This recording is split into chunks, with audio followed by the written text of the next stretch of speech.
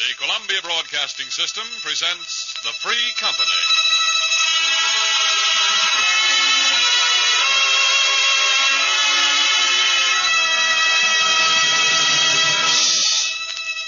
For what avail the plow or sail or land or life if freedom fail?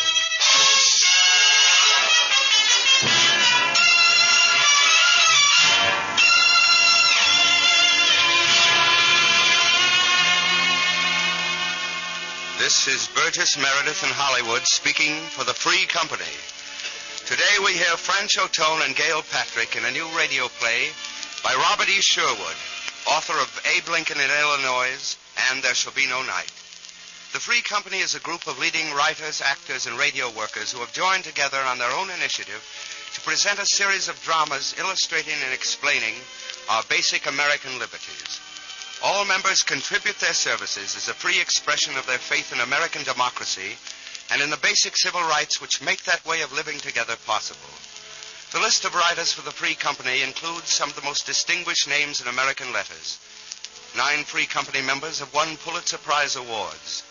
Our dramatists include Maxwell Anderson, Sherwood Anderson, Stephen Vincent Benet, James Boyd, George M. Cohan, Norman Corwin, Paul Green, Ernest Hemingway, Archibald MacLeish, Orson Welles, Elmer Rice, and John Steinbeck.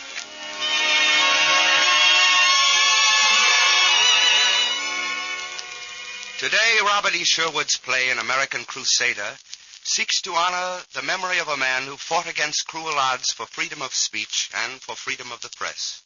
His name was Elijah Parish Lovejoy. He lived more than 100 years ago when our country was in a period of growing uncertainty and fear, increasing doubt of the permanence of our institutions. Americans in Lovejoy's time could be heard saying many of the same things that we hear today. People are hollering about the need for national unity, but there ain't no such thing. We've got to abolish slavery. There can be no compromise with evil. If we keep on the way we're going, we'll be in war, and that'll mean the end of democracy. What this country needs is sound money. This new doctrine of President Monroe sounds good on paper, but it won't work. Trouble with this country is we're getting mixed up in the politics of Europe. The trouble with this country is... Trouble with this country.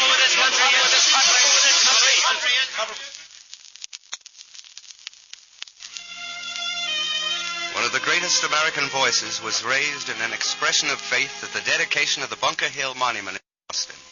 It was the voice of Daniel Webster. If the true spark of religious and civil liberty be kindled, it will burn. Human agency cannot extinguish it. Like the earth's central fire, it may be smothered for a time. The ocean may overwhelm it. Mountains may press it down. But its inherent and unconquerable force will heave both the ocean and the land, and at some time or other, in some place or other, the volcano will break out and flame up to heaven. So spoke Daniel Webster, and his words burned into the soul of young Elijah Lovejoy, who had gone from his native Maine to the Theological Seminary in Princeton. The day before his graduation, he is called to the office of Dr. Guthrie, the dean of the seminary. Ah, Mr. Lovejoy, I'm glad to see you. Do sit down. Thank you, sir. I wanted to have a word with you before you leave us. I knew there would be no time in the midst of tomorrow's ceremonies. Of course, like all the others, you'll be glad to be out of this stuffy, scholastic atmosphere. I'll never stop being grateful to you, sir, for your kindness, your understanding. I hope you really mean that, Mr. Lovejoy. I shouldn't say it if I didn't mean it, Dr. Guthrie. No, I'm sure you wouldn't. I've observed that you're one who isn't afraid to speak his mind. I believe you'll make a great name for yourself as a minister of the gospel. Dr. Guthrie, I have a confession to make. I'm eager to hear it, Mr. Lovejoy. I'm not going to preach the gospel. At least not from the pulpit. But tomorrow you'll be ordained as a minister. You've been working hard for years to reach that goal. I know it, but there's a great battle going on. A battle which will decide whether freedom and slavery can continue to exist side by side in the same country, in the same world. I want to join in that fight. And how do you propose to fight, and where? I have an opportunity to become editor of a newspaper in St. Louis, Missouri. That's where the fight's strongest. Do you feel I'm making a mistake? Naturally, I'm disappointed. I've been a minister of the gospel all my life. For the past 30 years and more, I've been instructing young men like yourself in the Word of God. And you taught it well, Dr. Guthrie. So well that you filled me with a desire to preach it. Not only from the pulpit, but in the marketplace, in the streets, on the farms, and across the great waters. For the Word of God is the promise of justice to all men, equality for all men, freedom for all men by God's will. I know I can say these things in the church to pious people, but I believe I can say them more strongly through the press, the free press.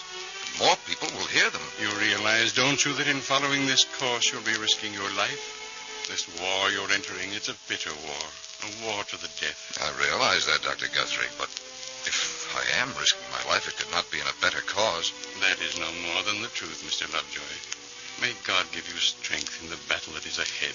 Thank you, sir.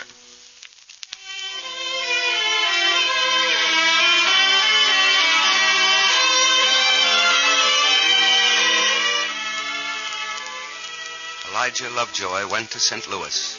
He gained recognition as a young man of high promise, of courage, of intelligence and integrity, and there was no one more appreciative of his good qualities than a certain young lady named Cecilia Ann French.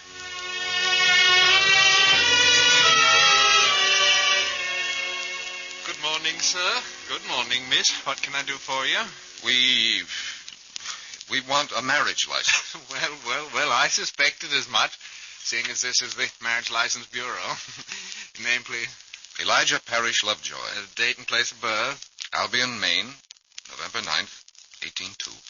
And the lovely bride? Celia Ann French, born right here in St. Louis. You don't have to say when.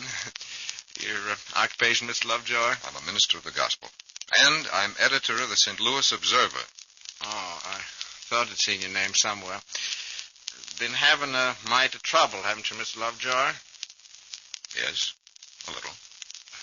Well, I guess everybody is these days. Here's your license. I wish you both luck. Thank you. Thank you. Elijah, Yes, Celia. what did he mean, trouble? Oh, nothing in particular. All newspaper editors have trouble. It's part of our job. Elijah, don't lie to me. You have been having a particular kind of trouble, for my father says. I know what your father says. He thinks I'm one of those crazy reformers who'd better keep their ideas to themselves. And maybe he's right, Elijah. If you endanger yourself by expressing those ideas. Celia, listen to me. Your father's a dear old gentleman who has a fine, big plantation and many slaves. And a beautiful daughter. And ideas and beliefs that are not the same as mine. He doesn't think anything should ever be changed. And you think everything should be changed? Not quite everything, but many things. Oh, I don't say your father isn't justified in his convictions. But he doesn't realize that times have changed. That what was true in his time is no longer true in yours and mine. He helped shape and build his world, as you and I must shape and build our world, Celia. But if it means danger and trouble. There is always danger and trouble when men battle for truth. Celia, darling, I love you more than anything in the world except one thing. And that one thing? Man's liberty. But that's only an idea. Not an idea, Celia. An ideal. An ideal for which men have fought and died since the beginning of history. It's a never-ending battle, for in every generation there's a new threat, a new menace. And it must be met, no matter what the cost. I'm not sure that I understand. And I'm a little frightened, too. Oh, Elijah, promise me. Promise me you'll keep out of danger for my sake. I promise to love you for as long as I shall live. Be content with that, darling. And right now, let's forget everything except the one important fact that we're going to be married.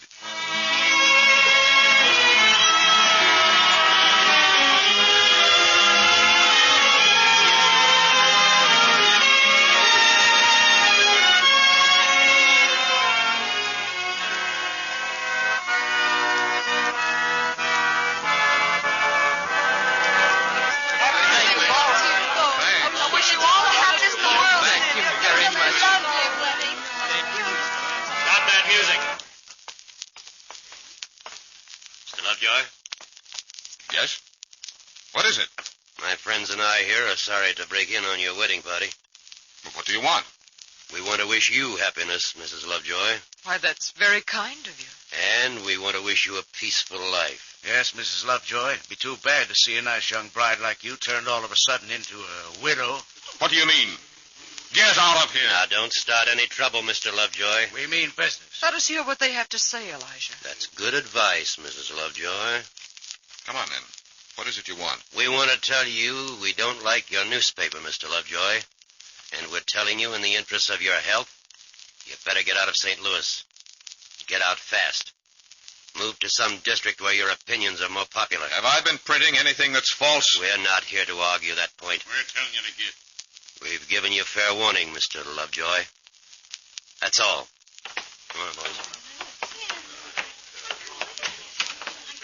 Oh, Elijah. I'm sorry this happened, darling. Is this what you meant by the battle for truth? Yes, this is what I meant.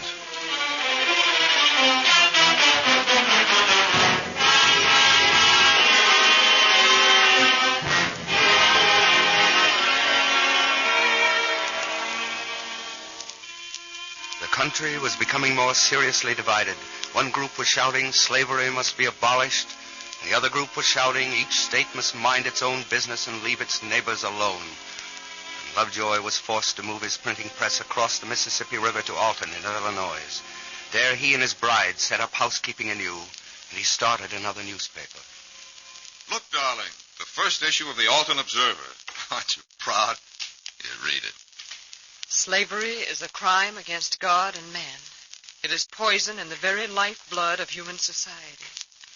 But, Elijah, you're saying the very same things that you said in St. Louis. Well, of course I am. They're the truth. But people don't want to hear the truth. Nonsense, Celia. Illinois is a free territory. It was the truth that set us free. It'll keep us free.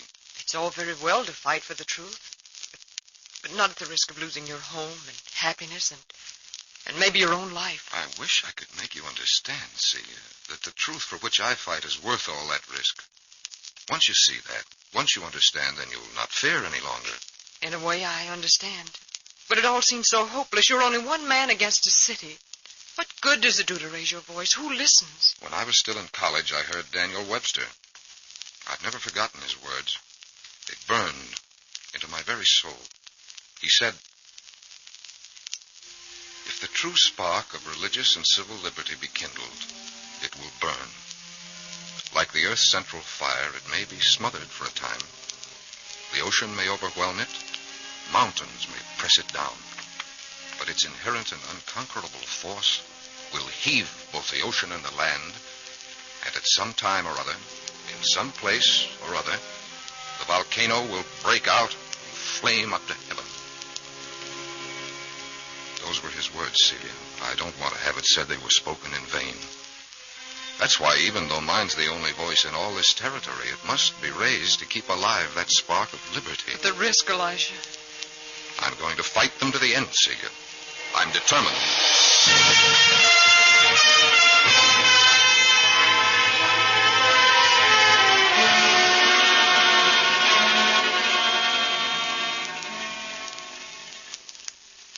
This, Jake.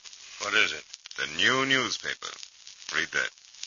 Slavery is a crime against God and man. Well, who's printing that disgraceful It's inflammatory... that young preacher that just moved in. Name of Lovejoy. I say, he's the fellow they threw out of St. Louis. Sure he is. He ain't got no right to print such stuff. That's war talk. That's precisely what it is. Trying to stir up trouble. As Judge Douglas says, he's trying to inflame the passions of men. If you let people like that go on talking, and worse, printing their opinions, why, we'll end up in war, civil war. Well, since we seem to be agreed, the next question is, what do we do about it?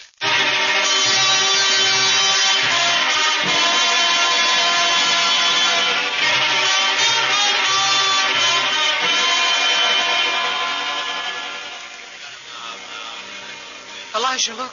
There's a mob of men coming up to the house. Men with torches. Oh, darling, I'm frightened. There's no need to be, Celia. What are you going to do? I'll go out to talk to them. Oh, Elijah. I'll be all right, my dear.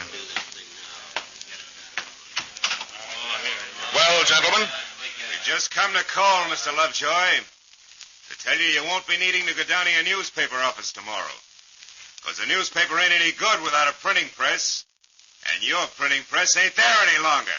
You stolen it. Oh, no, we ain't stole it. We just heaved it in the Mississippi River. Yes, you'll find it in the mud, Mr. Lovejoy. And it won't be in very good condition for printing any more of your firebrand war talk. Have you got anything to say to us before we bid you good night, Mr. Lovejoy? Just this. The Mississippi's a mighty big river, but it isn't big enough to drown all the words that are going to be spoken before this issue's settled. Good night.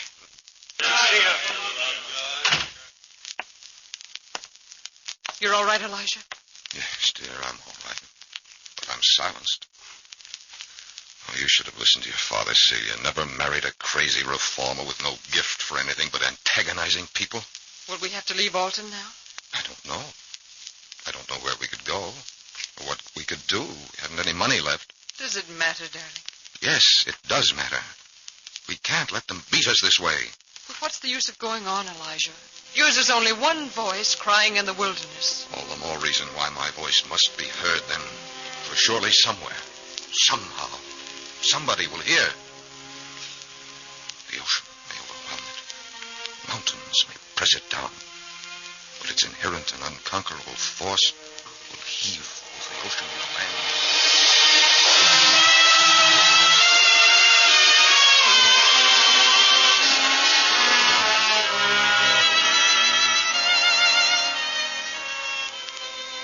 And there were some who heard, even in Alton, some who knew Lovejoy was fighting the good fight, and some, too, who knew that he could not fight alone. Mr. Lovejoy, Yes, Dr. Macklin. I believe you know these gentlemen, Mr. Struther, Mr. Callahan, Mr. Enton. How do you do, gentlemen? How do you do, sir? We've come to you on behalf of certain citizens of this town. Citizens who've come here from all parts of the country, north and south. We represent all sorts of political opinion. But we are united in our devotion to the principles of our Constitution, including freedom of speech. Well, I'm glad to hear those principles have not been totally forgotten by all Americans. I am from South Carolina, sir. My family have been slaveholders for generations. But I believe in the words of Voltaire. I disagree with what you say, but I will defend with my life your right to say it, sir. Thank you, Mr. Struther. You're a real patriot. As we all are, I hope. We've taken up a collection sufficient to buy you a new printing press, Mr. Lovejoy. We wish you to resume publication of your paper. And if that scalawag mob comes around again, call on us. We'll help you fight him. Are you ready to fight for freedom, Mr. Callahan? I'm an American of Irish descent, Mr. Lovejoy. Need I say more? No, you say no more, or any of you. Gentlemen, this is an act of great generosity and great faith. I shall do my best to justify it.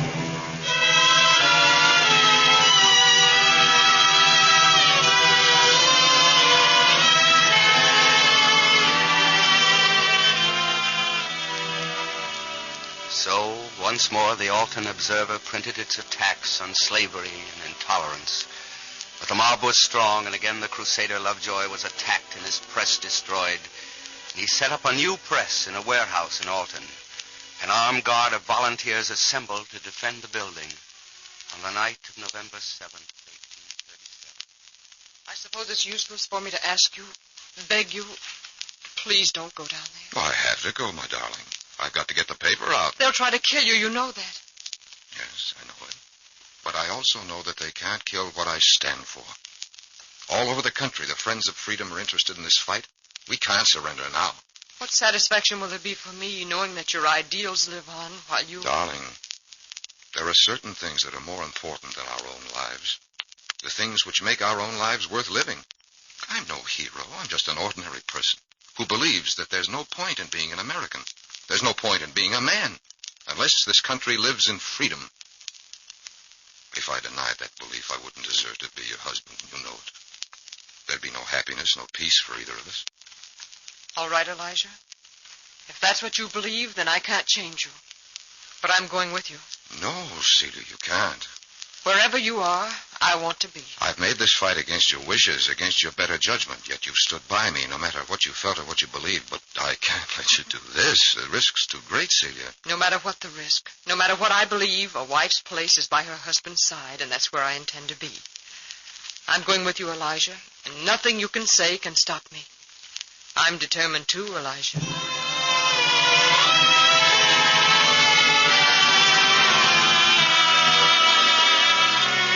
We've got to stop Lovejoy from printing that filthy sheet of his, and we've got to stop him now. That's right. We can't let him get away with this radical talk any longer. Destroy his press. Burn his warehouse, I say. Warehouse. They've got the warehouse gone. Yeah, but there's only 5 or 6 men at most. We got 30. And we got guns and we can shoot them. We gotta get that Lovejoy. We gotta prove to him that guns are what talk. They talk louder than words. Guns that'll stop his words. Yeah, that's it. Kill Lovejoy. That's the only way to stop him. Kill Lovejoy. And you're with me, men? Show me with you. His war talk is being heard all over the country. He's getting people inflamed and excited everywhere. There's only one way. Kill him and silence him once and for all. All right. Do we do it now, or do we let Lovejoy go on printing his rotten paper? Do it now.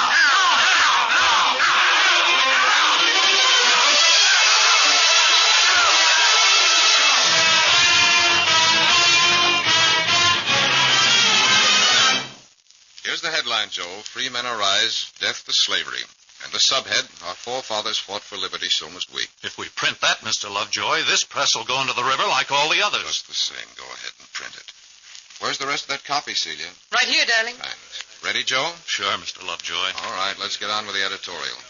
The Declaration of Independence. Elijah. Lovejoy! Yes. Lovejoy! There's a mob of men out there. They're armed and they're surrounding the warehouse. What should we do? Lovejoy, we want you to come out of there. We're holding our fire for 1 minute. If you ain't out by then, we're coming in. Elijah. Oh, Celia, I should never have let you come. Now I've no choice but to yield. Not because of me. Yes, Celia, those men out there are desperate men. They have guns. They mean to use them. Your life's in danger here. It's all my fault. I won't let you take the risk. I'll go out. Elijah, once you said you were not afraid to die. Then neither am I. Celia. If those men out there are the ones you're fighting, if mob violence and hate and destruction are your enemies, then I understand at last what you've been fighting for. Elijah, go on with your editorial. I'm giving you one last warning, Lovejoy. You better come out. You're not going out, Elijah. You're going to show them that not even guns can stop you. Celia, you're wonderful. Callahan, return their fire. But shoot over their heads. We don't want any bloodshed. I'll tell the boys. All right, Joe, once again. The Declaration of Independence said to the people of this nation, the whole world, we hold these truths to be self-evident, that all men are created equal, that they are endowed by their Creator. Life, liberty. They can't shoot. They haven't hit one of us yet. Hey, you, Gus. Bill, Lem, get around there behind that warehouse and heave in some of them flaming faggots. Set it afire. You bet, Jake. And the rest of you keep shooting. The final word of that declaration, with a firm reliance in the protection of divine providence, we mutually pledge to each other our lives, our fortunes, and our sacred honor. And where is our sacred honor today if we submit meekly and timorously to evil? Lovejoy! Macklin's been killed. Oh, how terrible. Well, what about the others? Two are bad hurt. We can't hold out much longer. There's no use going on. There's Joe. every use in going on. That's just what that mob out there wants, to stop you, but they can't. I'm thinking of you, Celia, of your safety. Please, if you love me, Elijah, go on. Oh, you're very brave. All right, Callahan, keep firing. All right. Let's go on, Joe. Ready? Yes. In the preamble to the Constitution of the United States, it is written, we, the people of the United States, in order to form a more perfect union, establish... No use, Lovejoy. We can't go on. They fired the warehouse. There's nothing to do but surrender. It's suicide to go on. Suicide for all of us. We've got to fight on. No, Celia, Callahan's right. There's no use going on. They've trapped us. I've got to go out with them. No, you mustn't. It's my fight, but I've got to finish it my way. Come on out, Lovejoy. We got you licked up. Come on out. Oh, Elijah, I can't bear to have it end. Are you coming out, Lovejoy, or ain't you? You've been very brave, Celia. It's you that's made me brave, darling. Without you. And we've got to go on being brave, both of us. The fight didn't begin with us.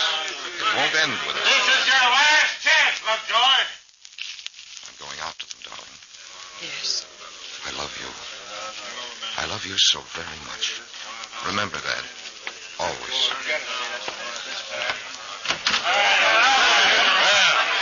It's about time, Lovejoy. There's no use continuing your useless murder, gentlemen. You've succeeded. You bet we've succeeded, and that ain't all. Once again, you've succeeded in suppressing freedom of speech. What's that? We thought you'd learned your lesson, Lovejoy, but I guess you're slow to learn, huh? Big bullets to learn here. We've gone on and on with your war talk. Now we're going to put an end to it once and for all. Do you really believe that guns can suppress freedom of speech? We can certainly suppress you, and that's all we're after. If you believe that in suppressing me you suppress the beliefs and the ideals for which I stand, then I pity your ignorance. What's the use of letting him go on talking? Why don't we get it over? Let me say this one thing. If preaching the gospel of freedom is a crime in this land, then I'm a criminal and I'm ready to die. Other men have died for that same gospel. And God willing, there'll be men who come after me, willing to die. Let him have it, Jake. As long as you're ready, Mr. Lovejoy. I'm ready. So be it.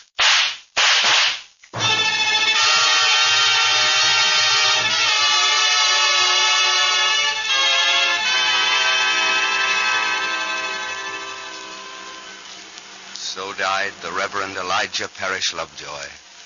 In the halls of Congress, an ex-president of the United States, John Quincy Adams, rises to speak. Elijah Lovejoy is the first American martyr to the freedom of the press and the freedom of the slave. And in the years that went by, the gospel of freedom that Lovejoy had preached was spread through the land. And in that same state of Illinois, an obscure small-town lawyer arose and spoke. And he was a future president of the United States, and his name was Abraham Lincoln, and he fired the imaginations of men with these immortal words. If we could first know where we are and whither we are tending, we could better judge what to do and how to do it. A policy has been initiated with the avowed object and confident promise of putting an end to slavery agitation. Under that policy, that agitation has not only not ceased, but has constantly augmented. In my opinion, it will not cease until a crisis shall have been reached and passed. A house divided against itself cannot stand. I believe this government cannot endure permanently, half slave and half free.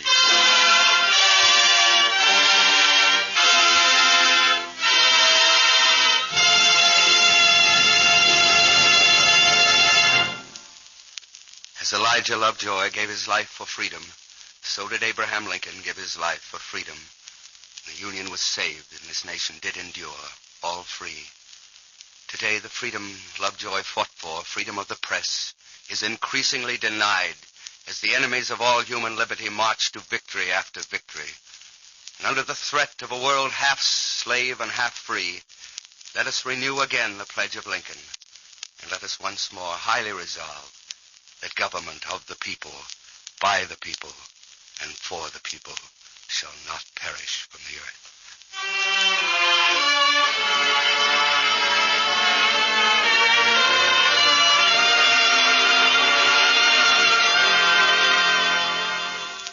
Franchot and Gail Patrick, soon to be seen in MGM's Love Crazy, as well as the author of today's drama, Robert E. Sherwood, joined the Free Company under chairmanship of James Boyd, contributing their services without payment. Lee Stevens composed and conducted an original musical score. The Free Company producer is Charles Vanda.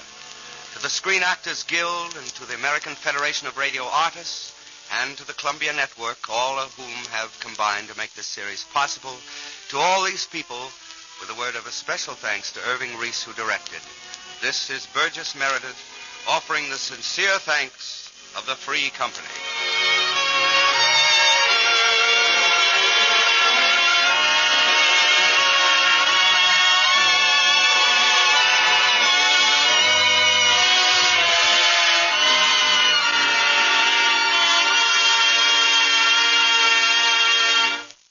All those who enjoyed Mr. Sherwood's play this afternoon will be glad to know that a complete copy of the broadcast has been printed for distribution to listeners. For 10 cents, the cost of printing and mailing, you may receive your copy. Write to the Free Company in care of the Columbia Broadcasting System, New York City. Copies of subsequent Free Company plays will be made available each week as the series goes on.